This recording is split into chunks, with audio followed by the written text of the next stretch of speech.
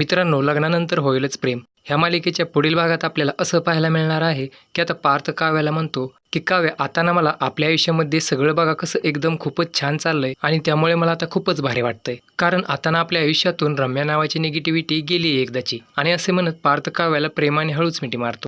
तर लगेच पुढे आपल्याला असे पाहायला मिळत आहे की पार्थ मोबाईलमध्ये व्यस्त असताना अचानक रम्या त्याच्या पाठीमागून येते आणि ती पार्थच्या खांद्यावर हात ठेवते आणि लगेच पुढच्या क्षणी ती निर्लज्जासारखे अचानक पार्थला काही काळाच्या आतच मिठी मारते. आता रम्याचं हे घाणेरडे वागणं असं पार्थला काही केले आवडत नाही. तेव्हा पार्थ लगेच तिला स्वतःपासून दूर ढकलतो. तेव्हा रम्या त्याला म्हणते की हे बघ पार्थ, आता मी तुला तुझ्या तोंडावरच सांगते, मी जर का लग्न करीन तर तुझ्याशीच करेन, नाहीतर कोणाशीच नाही. तेव्हा आता पार्थच्या एकतर्फी प्रेमात वेडी झालेल्या बालिश रम्यावर पार्थ मात्र प्रचंड रागावतो आणि तो तिला म्हणतो की ए बाई, अगं तुला काही लाज शरम वाटते की नाही? अगं मी आता एका बाळाचा बाप होणार आहे आणि तरी सुद्धा तू असं विचित्र का वागतेस? तेव्हा आता यावर मात्र रम्या पार्थचं काही सुद्धा ऐकून न घेता परत पार्थला मिठी मारायचा प्रयत्न करते आणि ती पार्थला म्हणते, अरे पार्थ, तुला कळत कसं नाहीये? माझा जन्म फक्त तुझ्यासाठीच झालाय, त्यामुळे मी आता तुझ्याशिवाय जगूच शकत नाहीये पार्थ.